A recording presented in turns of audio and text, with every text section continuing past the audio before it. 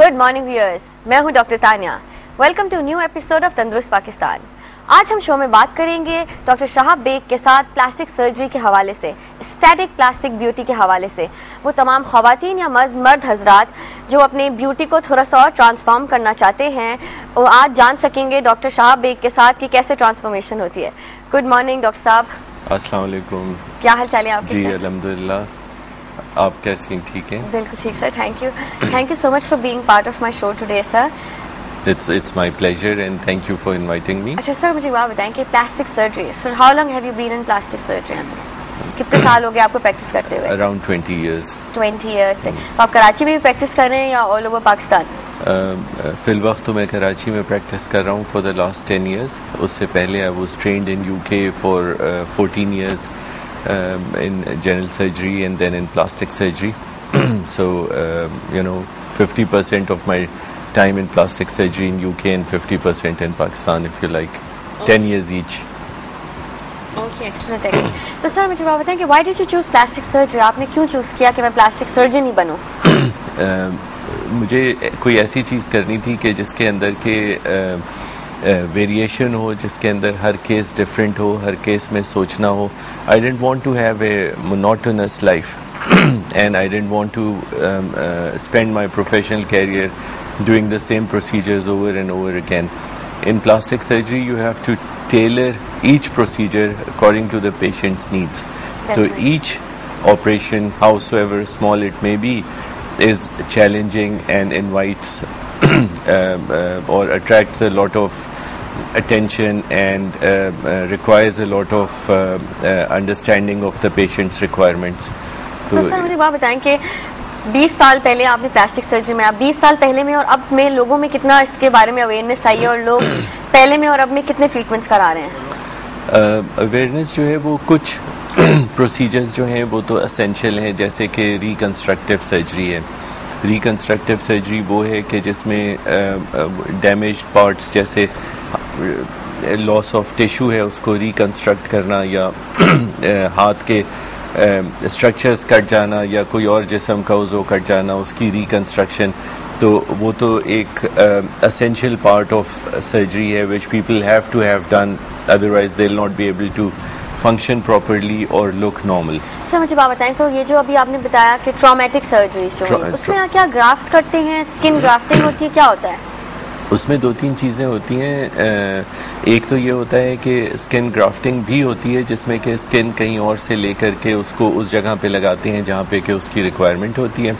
दूसरे soft tissues यानी muscles, skin, fat, bone, कहीं से भी उनकी वेसल्स के साथ लेकर के, ब्लड वेसल्स जो कि उनको दौरान खून पहुँचा रही होती हैं, उनको लेकर के किसी भी ऐसे हिस्से पे लगाते हैं जहाँ पे वो चीज़ रिकंस्ट्रक्ट करनी हो. जैसे पाँव के ऊपर है, टांग के ऊपर है, या हेड एंड नेक का कोई हिस्सा है, और फिर माइक्रोस्कोप में वो वेसल्स वहाँ की वेसल्स के साथ रिकनेक्ट करनी पड़ती हैं. इसको माइक्रोवास्कुलर सर्जरी कहते हैं. तो इसके अंदर जो है वो कोई भी हिस्सा जिस्म का ट्रांसफ़र किया जा सकता है. किस सूरत हाल में ऐसे ही होती है? अगर आप किसी बीमारी में या मतलब कौन सी सर्जरी हुई हो या एक्सीडेंट हुआ हो, तो ऐसे कौन से एरियाज में ऐसा बिल्कुल एग्जैक्टली जैसे एक तो कैंसर सर्जरी में वो पार्ट निकाले जा सकते हैं, दूसरे एक्सीडेंट में वो टिश्यूज़ जो हैं, नाक, चीक, सर का कोई हिस्सा, टांग का कोई हिस्सा जिसका कि लॉस हो गया हो, तो उसको रिकंस्ट्रक्ट किया जाता है. दूसरा एस्पेक्ट जो है वो, जैसे आपने पूछा, वो कॉस्मेटिक सर्जरी या एस्थेटिक सर्जरी है. एस्थेटिक सर्जरी में मिसिंग पार्ट नहीं होता है, लेकिन एग्जिस्टिंग पार्ट को बेहतर या खूबसूरत बनाना, हाईलाइट करना, which is probably our topic of the day. तो this is rather quite challenging, क्योंकि हर पेशेंट जो आता है ऑब्वियसली उसको अपने बारे में अवेयरनेस भी है और कॉन्शियस भी है, और आजकल नेट की मौजूदगी में वो सारी इन्फॉर्मेशन भी ले कर के आते हैं. तो you have to tailor the procedure according to their requirement, not according to a text book description. That's right. तो आपके पास अभी लोग आते हैं, चलिए फेस लिफ्ट के हवाले से बात करते हैं. आप फेस लिफ्ट भी करते हैं, तो आजकल कौन सा वाला फेस लिफ्ट हो रहा है? लोगों का परसेप्शन ये होता है कि थ्रेड का फेस लिफ्ट भी होता है, मैक फेस लिफ्ट भी होता है, तो आप कौन सा फेस लिफ्ट कर रहे हैं? I am impressed with your knowledge of face lift. Mac face lift जो है वो समझिए कि 4-5 साल से इन प्रैक्टिस है। जो ट्रेडिशनल फेस लिफ्ट है उसमें और मैक फेस लिफ्ट में फ़र्क ये है कि ट्रेडिशनल फेस लिफ्ट में इंसिजन जो है वो सर के पीछे के हिस्से में भी जाता है, और मैक फेस लिफ्ट में इंसिजन जो है वो सिर्फ सामने रहता है, पीछे नहीं जाता है। इन एडिशन जैसे पुराने में सामने और पीछे दोनों में होता था। तो उसके अलावा जो आजकल बहुत ही ज़्यादा जो चीज़ लोग पब्लिसाइज कर रहे हैं और जिसके ऊपर बहुत सारे पेपर्स आ रहे हैं और जो कि हम लोगों ने स्टार्ट भी कर दिया है करना, और माशाल्लाह बहुत अच्छे रिजल्ट्स हैं, उसके अंदर फैट ग्राफ्टिंग, माइक्रो फैट, चीक ऑगमेंटेशन, चिन ऑगमेंटेशन। अब होता यह है कि एजिंग के साथ जैसे आप अगर किसी का profile over a period of time there is fat loss and the rounded appearance changes into a more oblong appearance, so you try and recreate that rounded appearance by injecting fat into the parts which are required, जैसे कि cheeks के ऊपर या ये bones, cheek bones के ऊपर कुछ साइडों पर, कुछ जो है वो लिप्स पर, कुछ चिन पर।